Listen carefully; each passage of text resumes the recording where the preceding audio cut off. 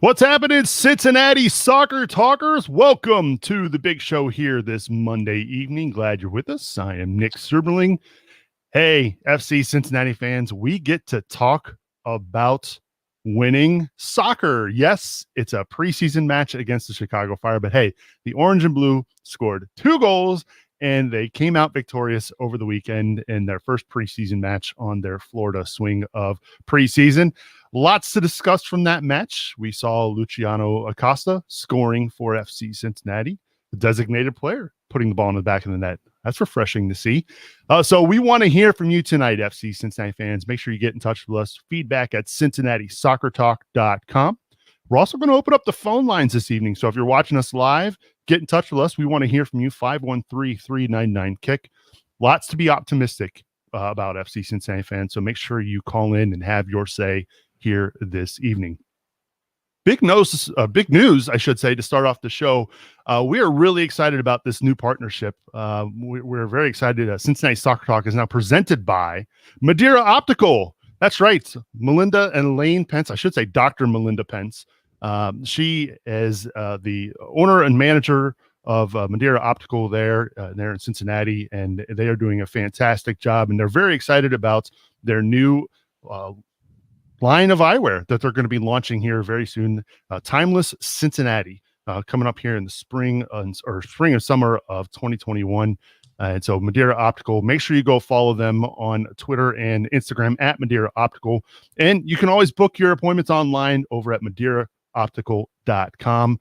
And so we're really excited to have them on board as a presenting sponsor of Cincinnati Soccer Talk. Thank you so much to Dr. Melinda Pence and Lane Pence, big soccer fans as well. I was talking with Lane the other day, actually worked in the Team Up North front office back in the day, but we don't have to go on about that. But really, thank you so much for your support over at Madeira Optical. Let's welcome in my guys for this week. I will start with Brian Weigel. Brian, how you doing, buddy? Doing well. Just got to thank Dr. Pence for getting contacts down to Guido Gonzalez this weekend to see that great second goal. So props to those guys. Working miracles, doing the Lord's work. So, yeah. I just thought it was funny when I told you we had this new partnership, Brian. Oh, pal. You had just booked your appointment. Literally like 12 hours too late. Oh, well. But yeah, things are going well. Excited the coaching journey. I'm no coach golf, but the coaching journey with my son and his U6 team's been exciting. We're slowly plugging along, but I do got to give a big shout out to Sam Fiore of Corver, Ohio. They're a big soccer training group and do coaching clinics, individual training, and he came out free of charge and just volunteered his time and worked with my group of guys and girls today, and it was awesome just seeing like the little things that I don't even think about, and he just kind of takes that to another level. So I'm going to be enrolling my son in his summer camps for sure. So that was pretty cool of him to come out. Very cool. I'm glad to have you back on the show tonight, Brian, to get your thoughts on what you saw in this match against the Chicago Fire. We're also pleased to have back on the show Mr. Demand Better himself, Ken Hetker. Ken, welcome back, buddy. Hey, good to be back, Nick. And I was going to say, long gone are the days of just tying socks to the goalpost and saying, hey, there's the red one, kids.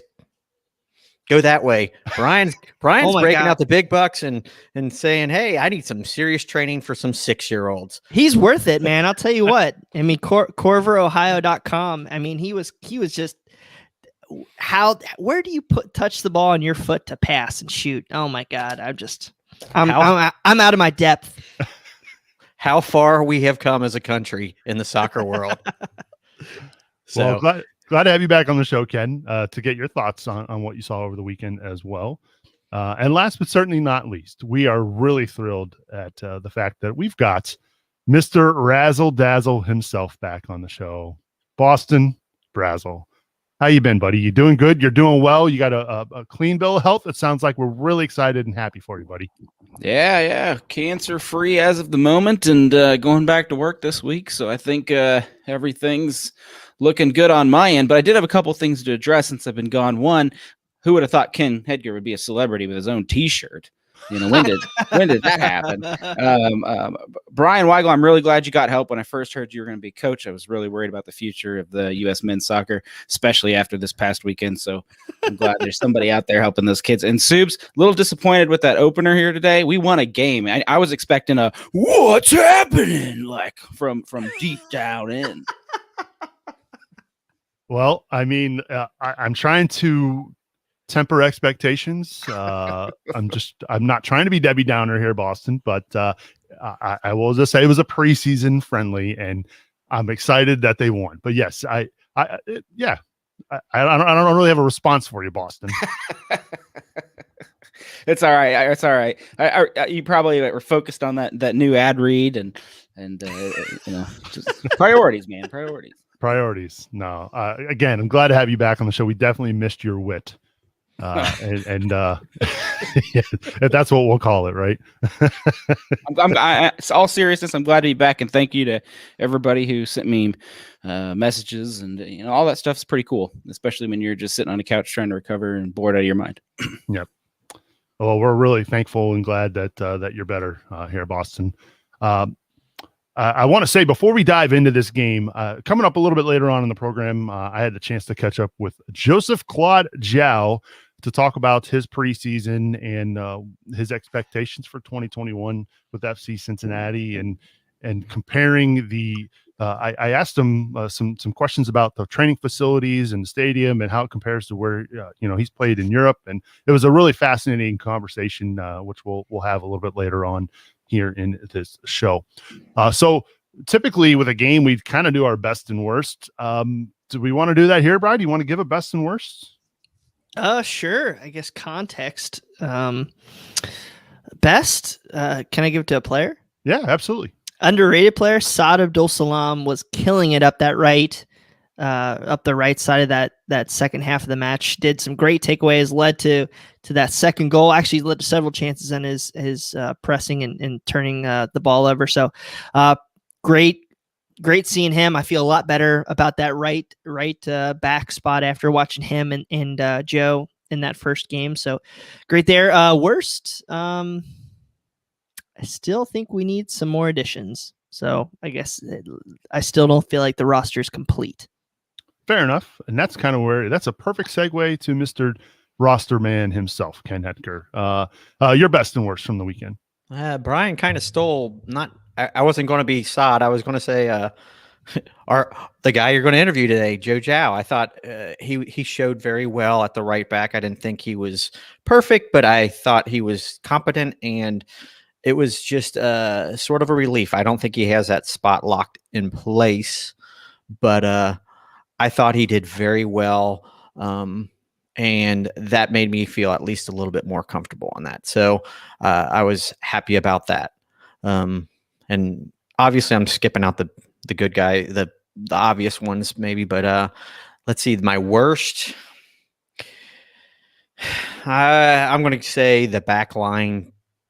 Center back line passing / combo. I still don't think we can pass our way out of difficult situations consistently enough. I think they can do it 90% of the time, and that sounds great. But when you're the center back, you need to be almost 100%. And they say 100% perfect. You got to be 95, 98% perfect. And there was just a couple times where bad turnovers at the wrong time, and those will kill us in the long run. So, yeah. And let's also again preface this by saying that look, we know it's preseason. These are not necessarily going to be your starting lineup day one for FC Cincinnati, and know that these guys are still trying to knock some rust off, and it should get better, right? I don't want us to sit here and I don't want anybody to think we're slamming FC Cincinnati, because we're not here. I mean, it's a preseason game. We're just making our observations, so to speak. Boston, how about you? No, the best by far was Jaap Stam's veins. I mean, this is a preseason camera. It's not really super focused in, but you could see those things from a mile away popping out of his head during half that game as he whipped his players into shape. But no, in all seriousness, I do give Jaap Stam credit for kind of having this full. I mean, when as FC Cincinnati fans have we seen a coach last an entire preseason? Holy moly! So good on him. Not over yet, Boston. To have a plan and execute it. And so I think that's what it is. We've seen Yop trying to put this roster together, but he's good. He's working his way up. I can see the plan building off of last year, and I'm impressed with what he's doing with what he has.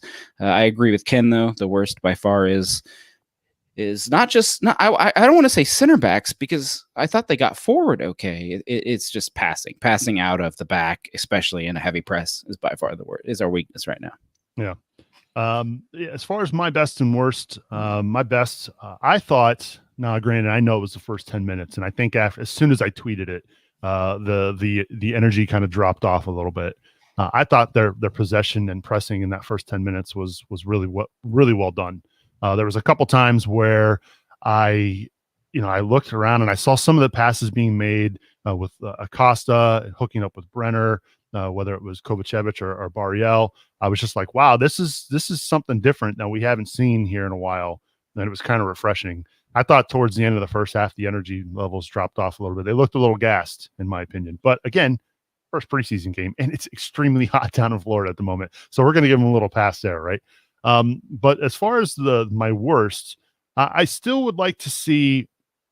Yes, I thought, and I'm trying not to pinpoint him out, but I thought it just seemed a little off seeing Yuya Kubo playing in center of midfield versus maybe out wide, where we might anticipate him being at some point this year. I know Frankie Amaya was held out due to some hamstring tightness, it sounds like, but I don't know. When you guys saw Yuya Kuba lined up to be in the midfield, what were your initial thoughts? Preseason experimentation was my thought. Yeah. I don't actually think he's going to start there, but I think it's kind of a cool idea to throw him there and see what happens. Like, what if he services 2 goals in that game? We'd be sitting here talking about what a legendary move that was. So why not just try a couple things out, especially with the depleted roster? Well, I think the Yuya Kubo, the first 30 minutes and then the second 30 were 2 different players. His ability to get the ball forward, even his positioning still wasn't great in that 30 to the 60th, but he was getting better. And I kind of look at him as kind of the jack of all trades. I always love this comparison to Ryan Friel of the Reds, great former Great Red that can just play pretty much everywhere and seems to have the right mentality. So he's a quality player. I think we all know that. And, you just saw him, if he can be that second runner, kind of late in the box kind of guy, that makes me feel pretty happy. And so, of course, I'm looking forward to see what Amaya and Cruz will do in that role. But, if he's our third or fourth option, I think that's pretty good for this league. Yeah, I think I agree with all of that. Who else were we going to throw there? And I say that because I think we'll get to the other person that we will talk about later on today. But I think they wanted to try that Kyle guy, maybe Kyle Scott. Yeah, didn't want to say his name. Yeah, Kyle Scott. Yeah. Kyle Scott in another position. So I think they didn't. I really think they were just kind of cornered on who they had left to put there. I don't think Kubo cannot be an 8. That's just not a spot for him. So I don't think it's his fault either, just to be clear. Yeah. So and I don't know if we'll talk about this later, but I mean, you want to see what Franco is going to be able to do on that wing. Franco Kovacevic. And I mean, you pretty much know what Yuya Kuba is going to do there. So, I mean, having this and again, more time to work with some of these players, just getting him on the field and used to working with Acosta and Brenner and these guys, I think is positive, even if he's at that, 8 role versus the wing. Well, you mentioned Kyle Scott. So why don't we talk about him? That was a pretty, and I can't believe none of us talked about that as our best, because I thought he had a pretty bright spot over the weekend, gents. Somebody who is on trial. We don't know if there's a future here at FC Cincinnati, but he certainly played really well over the weekend. Ken, I'll start with you. What did you make of his performance? Yeah, I thought he was solid. I mean, I think what was nice was seeing somebody come in and capable of being serviceable in that position. I don't think he was phenomenal necessarily. He was just what I would call solid. I mean, he was solid in that regard. I think his pass to, now I can't remember who made the cross in on the goal, but that was a good play. Yeah. So I mean, or Vasquez technically. No, it was Vasquez. Mm-hmm. It was Vasquez to Harris, but I think he did well. I'm not overwhelmed by him necessarily. I could go into roster mechanisms with him, but as far as questions just on that regard, but I think he was very good for what he is right now. Okay, come on. Mr. Demand Better is out here saying nice and solid. He demanded better and he got better out of Kyle Scott. The dude had vision. He linked up play. He got the ball forward. He was composed in traffic. Everything you want out of this guy who's a fringe 18 player, you got out of him. Right now, he looks like he could be a backup 10. Looks like he could be a pretty darn good 8.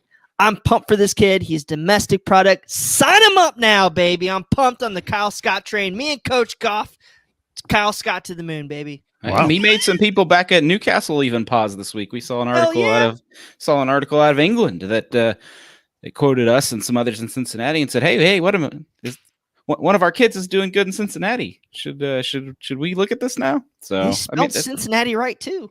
Yeah, that's better than most other MLS American publications. Yeah. Listen, you guys are all acting like I was just like, come on, we need to see a little bit more. And come on, I mean, I guess whatever. Yes, demand better. I love him as spot 18 or whatever, 19, 20 kind of deal. I love it from that regard. So I'm not going to sit there and argue with you, Brian, on that.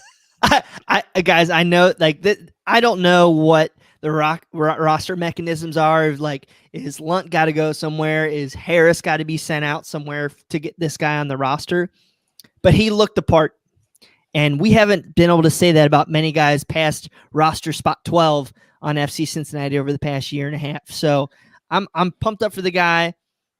He might have been playing the scrubs of Chicago, but gosh darn it, did he look good? And compared to Sam Young, I mean, just keeping his head up, hitting the diagonal balls, hitting the through balls, and not like 1 out of 5 getting to the target, but 2 out of 3, 4 out of 6. I mean, the kid was pinging balls and I mean, got me pretty excited. Tune in to Cincinnati Soccer Talk, where we will be impressed after one game. Preseason game. Hey, baby, come on now. Well, the ironic thing here is that Ken is a Newcastle fan, which makes it even more funny to me. Yeah, he's a Newcastle fan. But yeah, I thought he played pretty well. Again, I don't think I think it's pretty clear that Cincinnati's the desire to play Luciano Acosta at that position will be a priority for sure. But I definitely thought he played well enough and showed enough tenacity there to be the 8, which is what you need there. And yeah, so obviously with Amaya being out injured and now in Cruz on international duty, who knows? Cruz should be getting back any day now with FC Cincinnati after international duty. So we'll see in the next couple of games where they deploy Kyle Scott. But again, thought he played pretty well. I just want to put a bow on this. I really hope Frankie Amaya was watching Kyle Scott this week, and I hope that would put some fear of God into him, because I mean he's the ability, I think, to push. I mean, again, it's one game and we don't see practice, but from what I saw, that kid looked the part. He should be able to push Frankie into some playing time, and I think that's good things for FC Cincinnati. You mean because he passed the ball forward, right? I mean, it's a novel concept. I know. That's my point. He went forward with the ball, so I 100% agree with that. His vision. I mean, you could just see that he's played in some high level whether it's high level training at Newcastle or the U23 Premier League, even in Holland. I mean, he's played some things, and you can just see that he's got a little that polish to him that some of our players haven't had in the past. Well, we know that FC Cincinnati they spent their second pick in the Super Draft on Calvin Harris. We got to see him in action this weekend, gents. What did you make of his performance?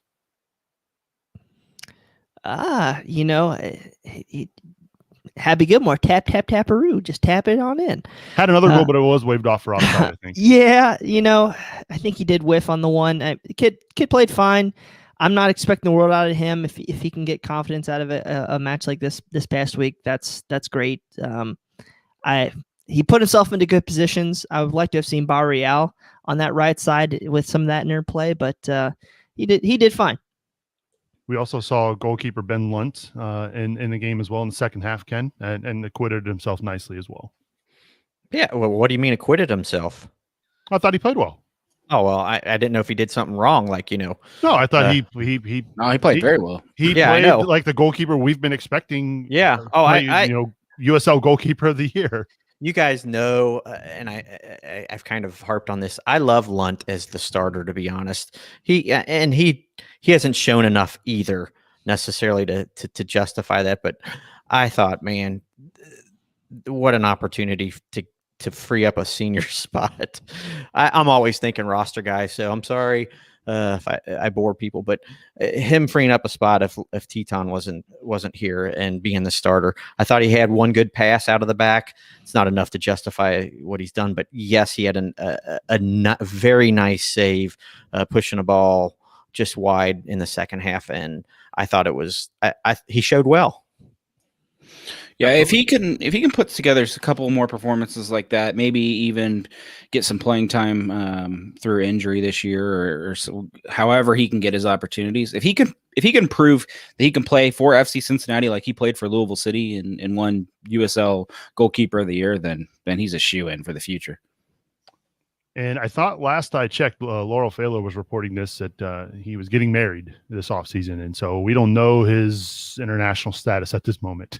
Is he a U.S. citizen? Does he have a green card? Like, how is this all? I think he has a green card. I thought she came out and said he had a green card. Did that get confirmed? I'm not going to say I can confirm that necessarily, but I was pretty sure. Off-season immigration lawyer status where I run around and check on all the players. I'm a little rusty now. Oh, did we miss you, Boston?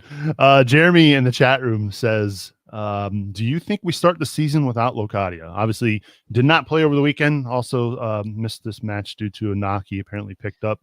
And of course it just figures because I literally sat here on the show last week singing the praises of Jurgen Locadia, that Luciano Acosta would be the best thing for him. And then he doesn't go out and play this weekend, but we don't know if he'll play the other games in Florida. But Jeremy asked a good question: will he be with the FC Cincinnati to start the season? Mm-hmm. Yeah, I don't think they waste the time, honestly, to the preseason and headed into the season without sending him back. Honestly, they're going to keep Jurgen Locadia till June, and they're paying a decent chunk of change to keep him till June, so he's going to be in. And I honestly think he's probably in the state where he wants to be in now. I mean, he can see Brenner, he can see Acosta, and he saw us win a game. So if you're a top tier player and you know you're going to get service, why would you not want to play? I mean, we won. That was my favorite part of that. He saw us win a game. So. That's not a dig. It's just how many shows have we actually had that? Hey, we got to win. It's amazing. No, I take. So yes, I hope we have Locadia. But think about this: we played pretty well. We didn't play exceptional. We played pretty well without 4 or 5 starters. You were without Amaya Cruz. You were without Mikhail van der Verth, Locadia, and then Matarita. That at least has to make you feel a little good or a little more good about this. Now we still have 2 games this week and we'll see what happens. But yeah, I think those things, it shows you that the depth is better, that floor is rising. And I don't know how you can't be pumped about FC Cincinnati right now after seeing it. I mean, of course, the premonition gods at RFK Refugees this past week. You can't not be excited about that ball from Camo, brought down, one touch by Acosta, dribbled in traffic, left-footed into that corner. Holy, that was awesome. That was one of the best goals. If that was a regular season goal, that was up there with Seattle by what's his name? Bertoni. Thank you, sir. Yeah, I mean that was sick.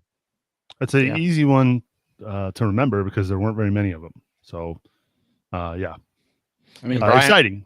Yeah, I was going to say, and Brian brought up Madeira, which him being missing, I sat there and during this preseason game going, if he was on the left, because they were struggling to get by Gyau. I mean, Gyau misplayed one or two balls, which I said he needs to improve on, but they were having their way a little bit with Zico on the left-hand side, and I think Madeira might have tightened that whole area up as well. So he'd be exciting as well to see. That was the big takeaway on FCC social media. You know, after the game, I went and just digged and looks. Most people were, holy crap, what a good move bringing Lucho in was. And then the second reaction was, holy crap, we need a center back.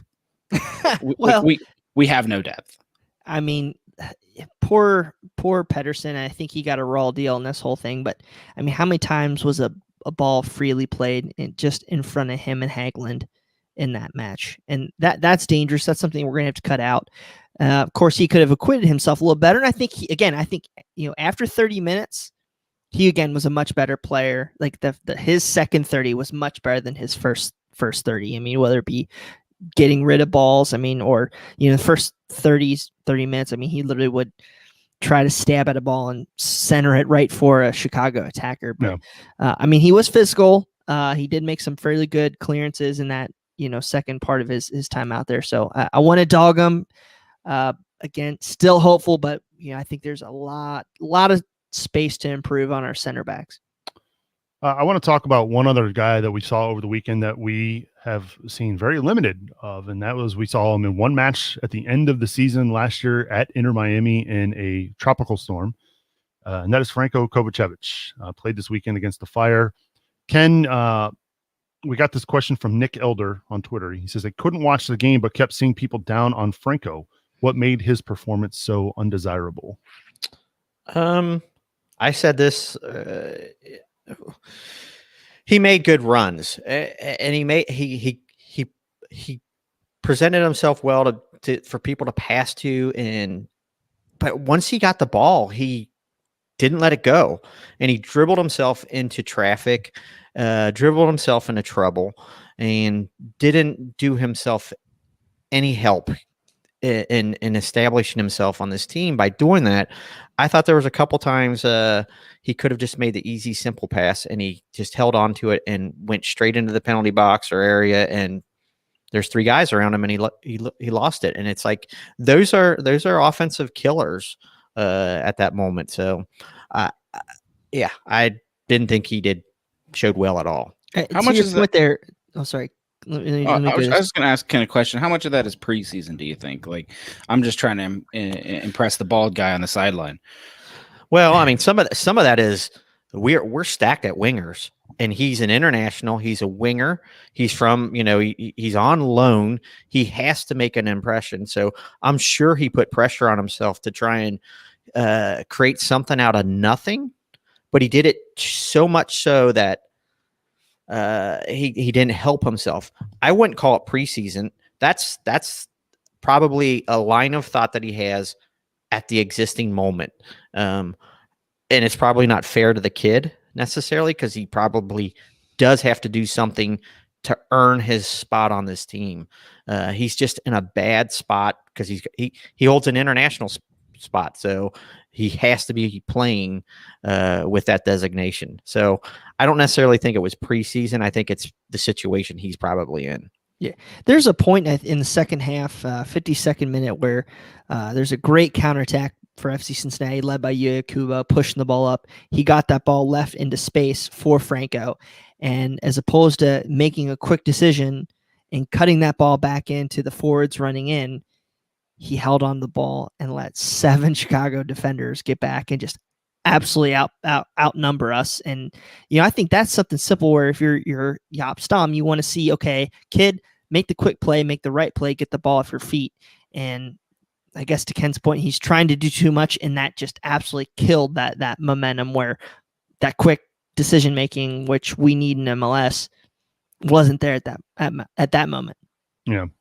Again, we'd love to get your thoughts at FC Cincinnati fans. Hit us up, feedback at CincinnatiSoccerTalk.com. Who were some of your favorites from the match over the weekend, and who were you maybe disappointed with? Again, hit us up on Twitter as well at Cincy Soccer Talk.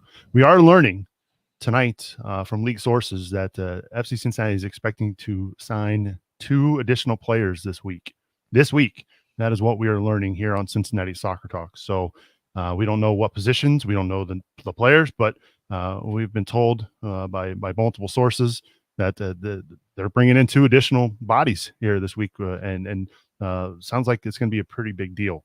So stay tuned to Cincinnati Soccer Talk for more as we learn more about this throughout the week. All right, it's that time of the show where we give a big shout out and thanks to our tremendous supporters. Let's give it up to Tim Bronsel, Tom Rose, Matt Adamczyk, Mike Hudson, Brian Malone, Jamie Smed, Jonas Tom, Jack Emery, Mike Bowman, Kathleen Francis, Matt Imholt, Joe Coling, Tara Mullins, Riley Stephen Burke, and Melissa Bingle. Thank you so much for supporting us here at Cincinnati Soccer Talk. To learn more on how you can support the show, head on over to CincinnatiSoccerTalk.com/support. Now, if you've listened to the show over the years, you know I missed a name there. I missed a name. He's been a tremendous supporter of our show over the years. I want to wish Mr. Matthew Long a very happy birthday. Matthew, 21 suits you well, buddy. You look fantastic. I hope you had a wonderful happy birthday here in the Queen City. It looks like today you had a chance to celebrate with your daughter as well. So again, happy birthday, Matthew. We appreciate your support here at Cincinnati Soccer Talk. All right, this next portion of CST is brought to you by Rhinehouse. Rhinehouse is Over the Rhine's only sports bar and the city's best soccer bar. They have 15 TVs ready to show you pretty much any match you're looking for. They've got they open 15 minutes before Premier League matches on the weekends, and that's kicking back off here this weekend. Now that the international break is wrapped up, the Premier League will be ramping back up. So make sure you head on down to Rhinehouse this weekend. They'll be the place to be before and after home matches this year as well for FC Cincinnati. There's just a short 15-minute march to West End Stadium.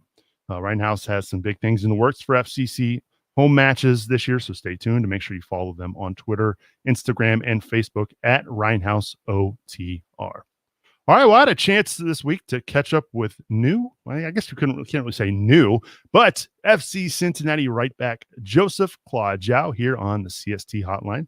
Let's take a listen. All right, and joining us down in Florida, part of FC Cincinnati preseason training here for the 2021 season, he is Joe Gyau, and he joins us now on the CST line. Joe, thank you so much for being on CST with us. It's long overdue. I was just thinking about this the other day. This is your second preseason now with FC Cincinnati, and so it's kind of a new year, a new position for you, it looks like, and also a new number. Yes, you've gone from 36 to 13. So why the change? Yeah, 13. That was my dad's number when he used to play back in the day. That was my first number when I started playing with the national team. I used that number with a few of my older club teams in the past, and I just wanted to switch it up. Wanted to, have a fresh new start, something different. Hey, nothing wrong with that. Nothing wrong with that at all. It's kind of been 2020 was a weird year for everybody, right? Right. You've got the preseason camp last year down in, I think you went to Arizona and Florida. You had a coaching change, and then another semi preseason camp down in Orlando for the MLS is back, and now here you are with a full preseason camp with Jaap Stam. How has this camp differed from maybe the last couple you've had with FC Cincinnati? It's just been constant, there haven't been any changes. Everybody's been able to hone in exactly on what we want to do in the season. It's been consistent. And now everybody, I think since Jaap was there for, half of the season last year, everybody knows pretty much what he expects from us. So we're able to get on the right foot, right from the first day. Last year at this time, the season, you had already had a couple games in the season dragged to a halt, and there was no soccer activities. Right. How mentally challenging was 2020 for you as a player, and for some of the other players that you've spoken with during the COVID outbreaks throughout, not just before MLS is back, but even during MLS is back, and then when you returned back to home markets? How mentally challenging was that for you a year ago? And is this something that concerns you this year? It was very challenging. Everybody was so excited for the start of the season, and then have it cut short when everybody didn't really think it was going to get cut short. I remember thinking, yeah, we'll be shut down for a couple weeks and then we'll be right back. But that was not the case. Mm-hmm. And things started to get real serious. And then we were in a full-fledged pandemic. So, I mean, everybody had their own personal things that were going on. And then nobody really knew when the league was going to get back. We were just sitting at home for a couple months. Everybody was confused on that. So I feel like keeping the concentration high, keeping the discipline to be ready to come back, that was a challenge for everybody.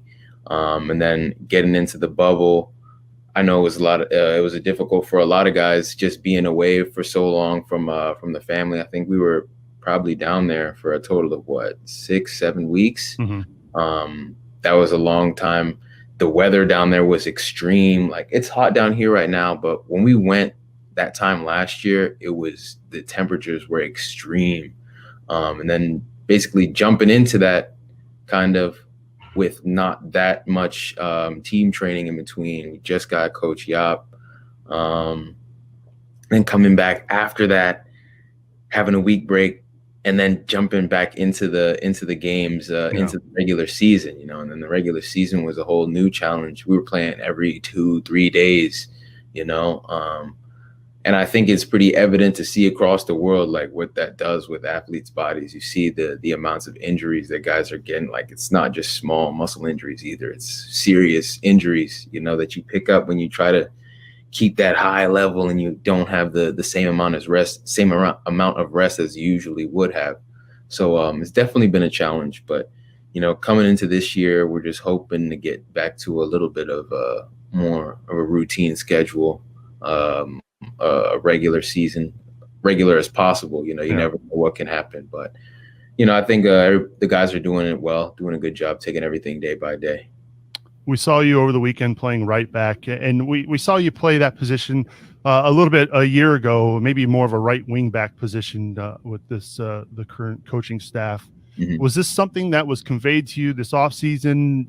When you decided to come back to Cincinnati, was this that right back defensive role? Was that something they really came to you and said, this is what we want you to do, and we think you can do it? And what are your thoughts on playing that position? What are some of the challenges you've kind of faced so far? Yeah, they before I even left to go back home in the off season, Yap had mentioned it to me before. And a little bit last season, he asked me if I was open to the idea. And I had played it a couple times before in Europe, a couple times in the youth coming up. But I was all for it. They were all for it. Yap believes that I have the proper skill set for it. And then now having 3 weeks under my belt in preseason, definitely, I'm feeling more comfortable in the position. I've got the pace, I've got the technique, and I know I'm pretty familiar with all the positions because I basically played on every position last year. So they know that I'm tactically pretty sound. That was already something that was in the works. How much has been, the fact that you have played on the wing and been an attacking player as well in your career? How much has that helped you in preparation for things to look for from the attackers that are going to be going up against you? That definitely helps me a lot. So a lot of situations that I would have myself in as a winger, I can kind of, when I'm going up against a winger 1v1, a quick guy, normally I know that I don't like when a dude is right on top of me as soon as I get my first touch, so just trying to be uptight, not giving them too much space. And then also I have the pace for recovery. So that's one thing that a lot of wingers will probably find difficult, that maybe you might beat me on the first one, but I can recover quick, or you might not even get past, so I think that definitely helps me a lot. There was a particular play this weekend and watching that game against the Fire. It was like that there was a long ball played over the top, and you were kind of you weren't sure, do I go for the ball? But if I go for the ball, now I'm beat behind. And so it was like almost like, wait a minute, what? It's almost like a whole new way of learning how to defend, especially because you're used to attacking the ball as an offensive player, but now kind of having to diagnose that situation and when to take the right risks defensively.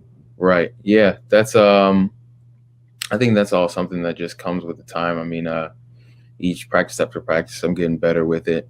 But I also think like no matter what, like that ball coming in is difficult no matter how long you've been playing. Like you might over gauge it. You think like, oh, I got it. Then last minute you're like, oh wait, no, it might be a hair too high, you know. So on those ones I just gotta watch out. If I'm not automatically sure that I'm gonna take it, then I just gotta drop immediately. But you know, those are things that that you pick up really quick. Yeah.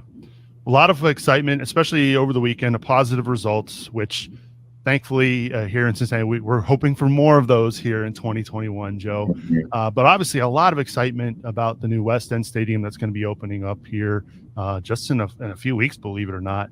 And then, of course, the Mercy Health Training Center is a beautiful facility. As somebody who has played over in Europe, in Germany, and at some bigger clubs, as far as comparisons go, how do the facilities for FC Cincinnati compare to some of the bigger places you've been in Europe? They're top notch. I would say, you know, with some of the bigger clubs that I've been at, like Hoffenheim, they had top notch facilities. FCC is right up there with them. Now, some of the other teams I played at, like Duisburg, some of the traditional clubs, they don't have anything close to something like this. Even at my time at Dortmund, like it wasn't like what FCC's is now. Maybe I'm sure they probably upgraded it, but during my time when I was there, 2014 to 2017, it was not like how the Mercy Health Training Center is right now. You know, we had the football out, the big building where they shoot the balls out you. They have different lights. That was something that was very rare. But when you come in and you have, you know, the whirlpools and the saunas and the massage rooms and everything like that, not that many teams have that. That's very top notch. Obviously, not just the facilities that have been improved here. Or I shouldn't say improved because they're brand new, but the squad. I mean, there's a lot of new faces, and really, FC Cincinnati and Gerard Nijkamp have really showed some ambition by bringing in some new faces. Lucio Acosta, Brenner. How's it been training against those guys? Very good, very good. It raises the level, raises everybody's level. I think the more good players you have around, it forces everybody to step their level up. And I think it's just a great addition. They're also two good guys, bringing good energy. You know, can't beat that. You know, and I think that's what the team needs, a lot of positivity in those two guys. They're very friendly guys. Two great additions.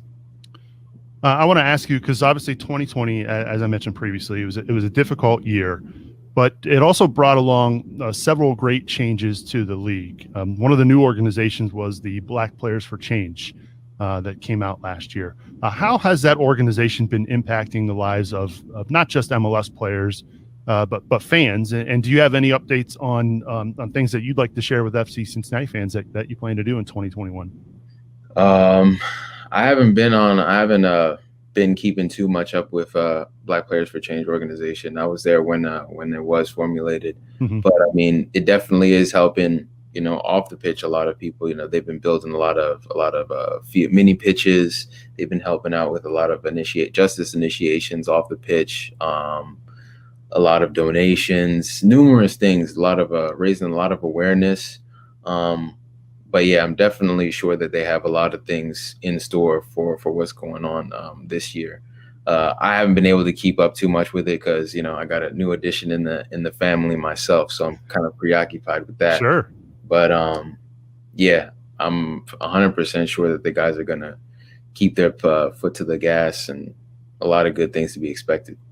Well, I know you're a busy man, so I don't want to keep you too much longer, Joe. I got to ask, because I've spoken with different players before. Like, are you the type of player that you head into a season with specific goals in mind, right? Like, I don't know, if you were an attacking player, maybe your goal was to get 10 goals, 5 assists or something like that. But now as a right back or a defender, how do those goals change? And are you the type of player that sets those goals before the season?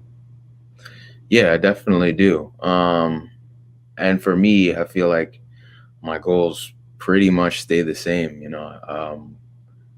because Yap emphasized that he wants me to still attack a lot, so I still want to keep my offensive goals, but I also want to set new goals defensively. But me, I'm a private person. I don't like to put my goals out there. Then Sure. everybody can, ridicule and everything like that. But yeah, I've definitely set a new set of goals. But one that is that's top of my list now that I'm playing in the back four, just to be more vocal on the pitch.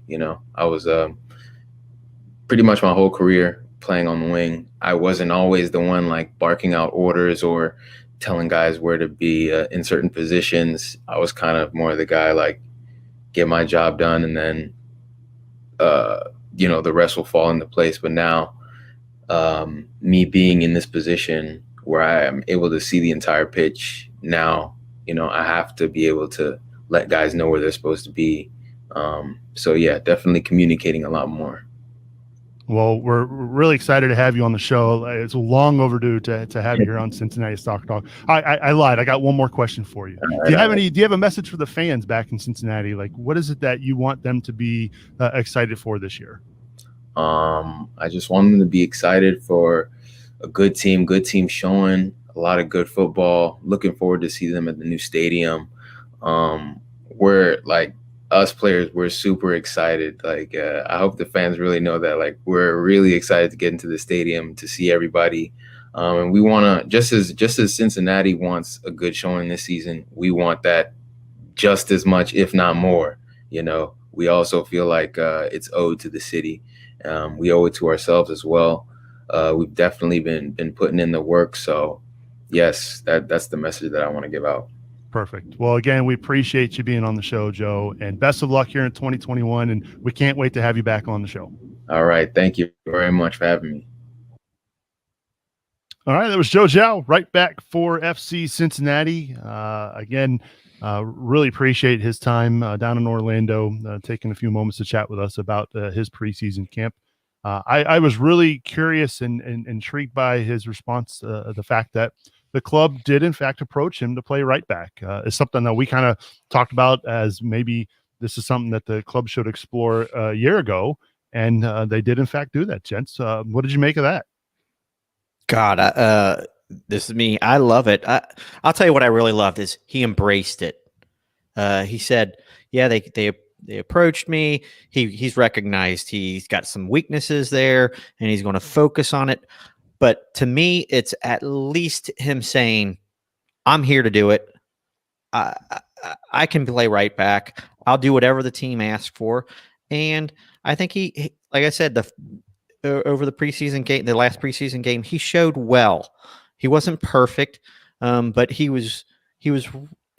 did really well. They didn't go down his side that often and make gains. So I think there's hope on that side from him.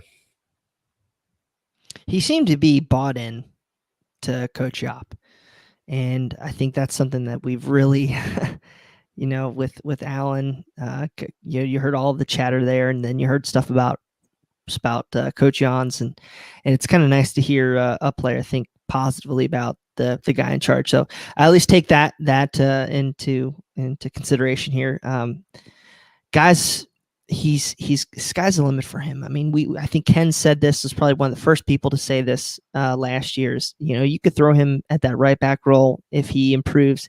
I mean, he could be the next DeMarcus Beasley, and he has the talent to play his way into, if not national team, a Gold Cup or some role within the national team setup. So I'm excited to see how he's going to do, and really hope that positive results follow, and he can play himself into some more success. We got a couple of comments here on YouTube. This is from Brian Giles. He says he has the pace to make up for mistakes, and he's willing to learn. Also, this is from Titus on YouTube. He says, great questions. He sounds hungry. I like his attitude. And really, if you think about it, anytime you're a professional athlete in Cincinnati, if you show up with your lunch pail and you have a great work ethic and great attitude about being here, the fans are going to love you. I mean, that's just how it goes here. Oh, yeah, and probably any town really, but still, it seems like it happens more here. Here you can have a losing season, but if you hustle out there, man, you're a hero. Matthew Duplan there for that first season. Yeah. I got to say this though. There's a couple points in time in that game on Saturday where Barriel's coming down the sideline and Joe Chow's coming along this, and you get to see kind of like the defender going, "Holy shit, who do I cover?" You know. So I'm excited about that because it does. It's like Joe said. I like not having anybody on me right away. So being in that fullback position, him coming forward, he's going to have more space to play with on that first touch to make something happen. So from an offensive side, I think it opens a whole new world for him. Defensively, we'll see where it goes, but offensively, I think I'm glad he's embracing it, like Brian said. Yeah. I did make a note in here. There's a turnover where I think Gyau played it to Barrial, and Barrial and Gyau are still trying to figure out where the run was going to go. And I think more time and those guys keep playing more and more minutes together, and there's so much attacking talent there that we just haven't had in those roles, both roles. So yeah, I'm pretty amped up about both those guys. Yeah, it was a great conversation. And again, really enjoyed getting a chance to talk with Joe down in Orlando as the team continues their preseason preparations for 2021. Coming up this week, they will face Orlando in match 2 of their preseason Florida slate, and then they will wrap things up on April 3rd against Minnesota United. That game against Orlando coming up on, I believe, Wednesday the 31st. So they've got a couple of games. Minnesota also playing really well right now in preseason. I think they just beat the Charleston Battery, Boston's favorite team. I think they just won 9-0 or something like that. So yeah, Minnesota playing well. Before we wrap things up, gents, I got to ask. So where does FC Cincinnati go from here? We know they're adding 2 players this week, but like, what's the one area of the pitch where you watched Saturday and you thought, man, they need help? I almost want to say, let's skip center back, because I think Gerard has made it so clear over the months that that's where he wants to add. But where do you see that they need to improve after watching that match against the Fire? I'll take it. I think it's been such a long time since we've been on the attack, since we've had an attack that can hold their own and hold the ball. And I was telling somebody this the other day. I said, what's kind of refreshing about that Chicago Fire game is that we, in a way, you have a defense when you have an offense, because the other team can no longer press you and force you as much as they could when they knew FC Cincinnati was the three-legged dog. They would just attack you over and over and over again, knowing you had nothing to attack them back with, and you're a victim of your own failure, and it compounds. And FC Cincinnati now, I really think Jurgen Locadia, especially when he gets back in, Frankie Amaya, these guys working their way into the roster are going to have to adjust from last year to this year. And that, to me, Subs, is, to answer your question, is going to be our biggest difference. And what I want to see more of in the preseason is I'm not worried about guys like Brenner or Acosta. I'm worried about our last year guys shifting mentality, becoming a winning team is mental as well as, physical. Go ahead, Brian. I just taking center back off the freaking table here is killing me. But that's so obvious, right? I mean, Gerard's mentioned it for months. If I looked at, of course, I was just giving Saad Abdul Salam and Gyau props, but kind of what Jeff Tebbett's put on YouTube here is a backup left back. But yeah, maybe a backup fullback or shoot, man, maybe even another. I'm glad winger. You brought that up, because I didn't even mention that Edgar Castillo. Mm-hmm. In camp trialing with FC Cincinnati. I heard that name and I was like, wait, what? He's older than me. Yeah, I love it. Yeah, 34, has some caps with the U.S. men's national team. A solid player, right? I mean, he's not going to be MLS best of 11, but he's going to give you some depth if he can find a spot on this roster. So I want to cop out here. If there's a way where we can bring in a top player or some impact player that's not going to eat up a senior roster spot, because I'm having a hard time seeing where we're going to fit all these players right now. Right, Ken? That's correct. I mean, hey, this is the biggest jigsaw puzzle that I don't freaking know how the pieces all go together.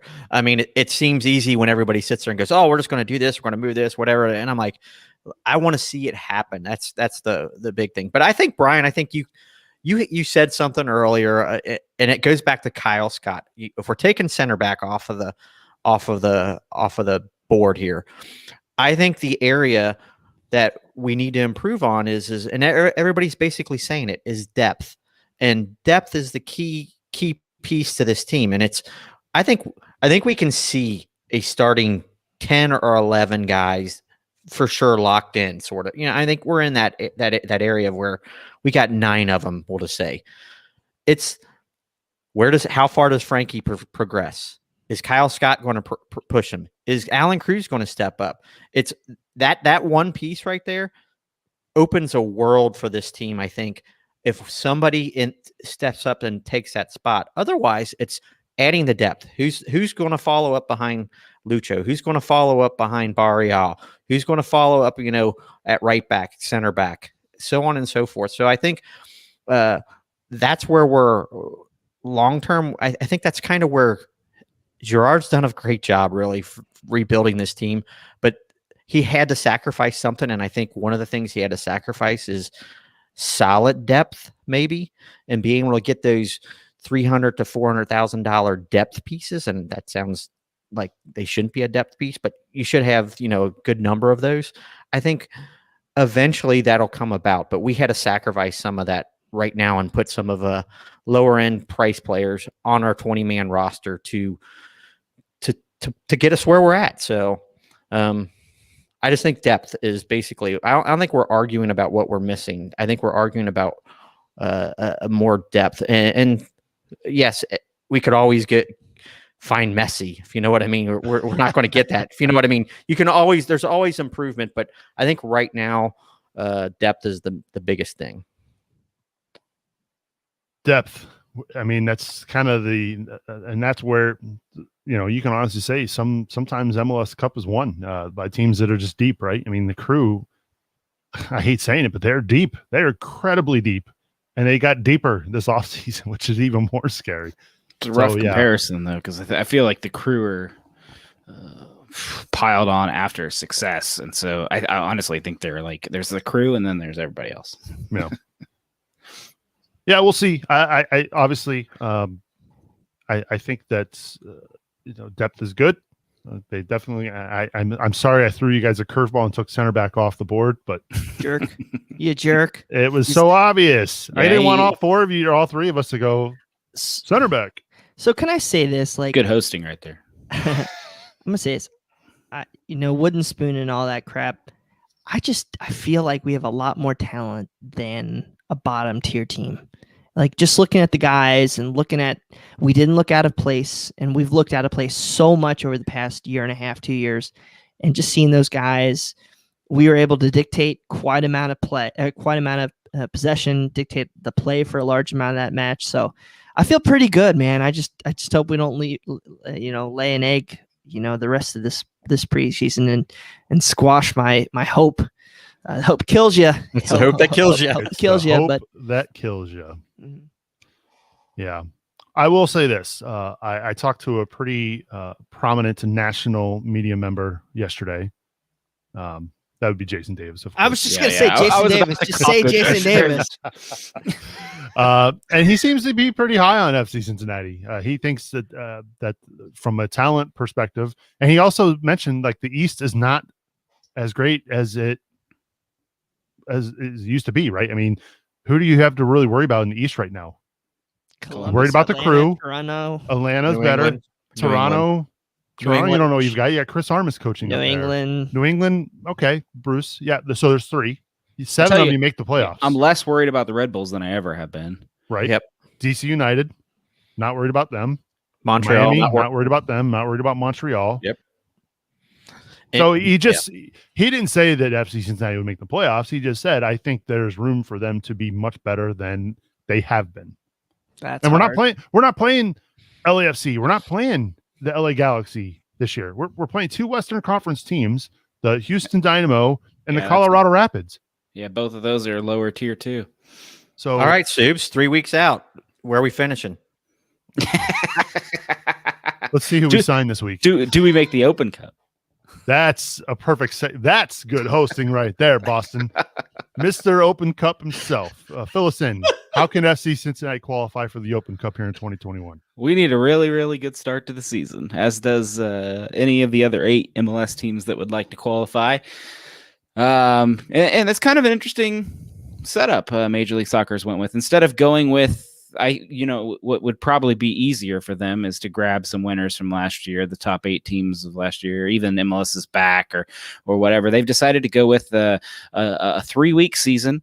Whoever the best 8 teams are, and there's probably going to be some ties, and so they've got a whole long list of tiebreaker.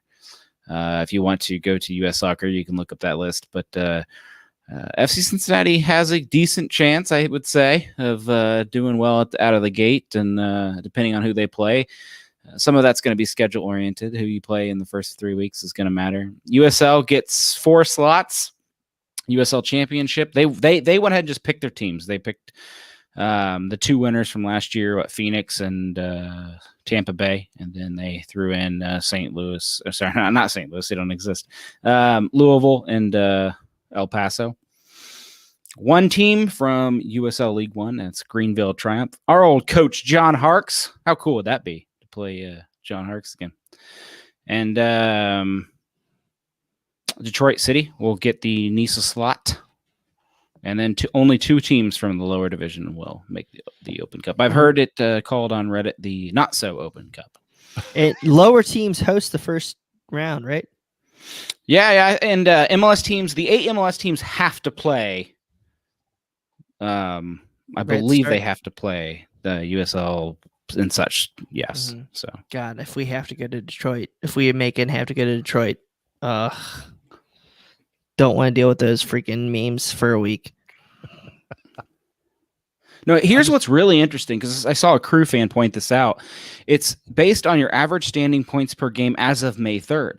Well, the schedule doesn't perfectly work out. So the Crew only have 2 games up until May 3rd. So they likely will not be. They won't make it just because they're a game shy. Well, that's interesting. So it doesn't work per game. Points per game. Points per game. So I mean, 3 for a win, just like a normal season. So if they points per game, if they win both, they got 3 points per game. So they would also have an advantage by playing 1 less game. Their average will be right. Yeah, but anybody with more than 6 would automatically knock them out, and there's only 8. So all right. Well, look, maybe the orange and blue will come out of the gates flying high. Of course, none of those games will be at home. These will all be away games for FC Cincinnati. They got Nashville, New York City FC, and who was the other one? Nobody knows. Sorry, that's okay. the third opponent. I think we all got distracted by something. Sorry. More news later. Oh, all right then. Okay. So, again, we want to hear from you. Feedback at CincinnatiSoccerTalk.com. Let us know your thoughts on not just the preseason friendly over the weekend against the Fire, but, of course, what you're expecting to see the rest of the week. Again, get in touch with us. I'm really excited about our new T-shirts. I cannot speak tonight. Our new T-shirt store. Check it out over at CincinnatiSoccerTalk.com/shop. Look at this guy. Look at this guy.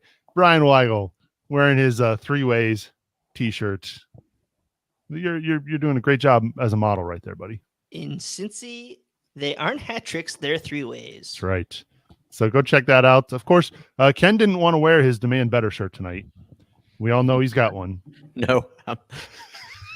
Ken, you don't want to wear yourself? I have a hard time wearing my own face. As is. Oh man. I think we should make another Demand Better shirt with no face on it and just say Cincinnati Soccer Talk or something too as well. But we that's made all you right. do that because we did have some folks say they wanted to get a shirt with Demand Better, both without your face. I love this orange shirt. I love this orange shirt, but I don't know if I can wear it again on the show because I just look way too way too gingery. That might be see- the first F-bomb in the history of You our see show. Snooze's hand, he immediately goes, "Oh, I'll mark this for the family-friendly podcast version." For those listening, and Brian's got an orange shirt, orange hair, orange face. I mean, he's just orange beard. Look like freaking what the I like glad it. you I said know. I freaking. like what's it. the guy Lean from Willy Lean Wonka into your land? strengths, Brian. Lean into your strengths. Red's your strength. Orange. is your strength. Oompa loompa. My face just gets glad really you're- red. you're glad behind. You don't have the When I orange stand scarf in all the the way sun. behind you, because you disappear. Now, what's it? So I'm wearing kind of like a brown shirt, and I got brown hair. So what's the difference? You're not. Never mind. You at least have a soul. Oh my gosh. This show went off the rails pretty quickly. Again, CincinnatiSoccerTalk.com/shop. Get your CST t-shirts today. We had some great reviews on Apple Podcasts. Our thanks to Jeremy Schrand. He was the first one to submit a review with the word hippopotamus in the review. So thank you for that. If you want a free shirt this week, leave us an Apple Podcast review with the I don't know what should we say? Let's go with An F-bomb. no. Let's do let's do Demand Better. Hashtag Demand Better in the Apple Podcast review. First one in there, we'll send you a free shirt. Make sure you send us proof of your review over at feedback@CincinnatiSoccerTalk.com. All right. As before we can let this show go off the rails any further, let's wrap things up. I'll start with you, Bri. Bri, as always, appreciate you being on the show, buddy. From my friend Joe, next shirt, Brian's face on an orange shirt with Oompa Loompa on top. Yes. Oh, baby. No, I'm just excited. A lot going on here in FC Cincinnati land, and I'm pumped that our ownership group is still trying to pull the levers to make us even better. You see the Cincinnati Reds came out today, was it Monday, and they were just crying poor and how they're losing money and they can't do things, yada, yada, yada. And if you know anything about how that ownership bought the club, it's just cry me a friggin' river. So I'm still so happy that we got this great ownership group, and we might have been bad at winning, but at least we really want to win, and I'll at least give them that. So a lot going on, and can't wait to see what this club's going to look like here in 2.5 weeks till we hit the regular season. Absolutely. As always, Bri, appreciate you being on the show, buddy. Yes, sir. Ken Hecker, Demand Better. Final thoughts? Yeah. Well, I want to echo what Brian just said. It's nice to have ownership step up and do that. And again, I will always say that it's true no matter what, guys. We should always demand better. Everybody should demand better at any point in time. We should always be striving. And although we're a small town, Boston should know this. Green Bay is like one of the best football programs. No, Why can't FCC be the best MLS team in the nation? I mean, it can happen. Just demand better. And ownership should demand better from their players and so on and so forth. So it's the hope that kills you. I'm hopeful this year. I see at least some light coming down the tunnel, and it's nice. It feels good. It really does. So that's all. Good. Go get your Demand Better t-shirts over at CincinnatiSoccerTalk.com/shop. Ken, as always, appreciate you, buddy. And last but certainly not least, Mr. Razzle Dazzle himself. Got any PTO planned? I guess not really. You're getting ready to go back to work. I know. I don't think they'll let me. To follow up with Ken's thoughts, I like where Ken's going. I think I said this a couple of years ago when we first entered MLS, but it'd be so nice for the conversation to be, I see it all the time on MLS Twitter. Well, only Atlanta signs those players, or only LAFC signs those players. Well, how cool would it be to enter that conversation? Or only Cincinnati signs those type of players. And Major League Soccer is just small enough where we can be a big fish. So I'm 100% with you, Ken. I'm in your revolution. I might buy your shirt. face depending. But on other notes, I missed the schedule show, so I just want to throw it back. All I want for Christmas this year is an early present, and that present is beating Nashville at their home opener. Ooh, man. Can we please crush them in their home opener? like they're I know we're supposed to hate Columbus, but man, I hate Nashville. And if we can stomp on them early, FC Cincinnati, Yop Stom, I know you're a faithful listener to the show. That's all I want, buddy. I will pay you under the table. Whatever Jeff's paying you, I'll pay you double. Yeah. Wow. Let's make it happen. Living that no kid life. Get a Danny Koenig win bonus that match. Boston does control the books at wherever he works, so they'll be missing a few 100,000. Oh man. Yeah, I would say I'm with you, Boston. I think I have more disdain for Nashville because I think I just feel sorry for the Crew, like that they almost lost their team. So like to me, they almost don't even exist, especially after the belt buckle comment last weekend by Jeff Tebbets. That freaking hilarious about their stadium. But hey, yeah, I'm with you, Boston. I hope that we can get 3 points against Nashville here in the season opener here in a couple of weeks. So yeah, again, thank you to everybody who tuned in live tonight on Facebook, YouTube, and Twitter. Thank you so much for watching and downloading. Make sure you get subscribed to Cincinnati Soccer Talk so you don't miss a single episode of the show, because we will have March to Match Day kicking off here in just a few weeks. Boston and Brad back at it, previewing FCC's opponents this year. So make sure you get subscribed there. And of course, Talking Tactics with Coach Goff back again this week, talking about the preseason friendly against the Fire and a whole bunch more. So get subscribed so you don't miss a single episode of Cincinnati Soccer Talk. That is going to do it. Thank you so much to Madeira Optical for presenting CST this week. Also, my thanks to Joe Gyau for joining us. So for Brian Weigel, Ken Hetker, and Boston Razzle Dazzle Brazzle, I'm Subs reminding you to watch your tackles, and we will see you all next week.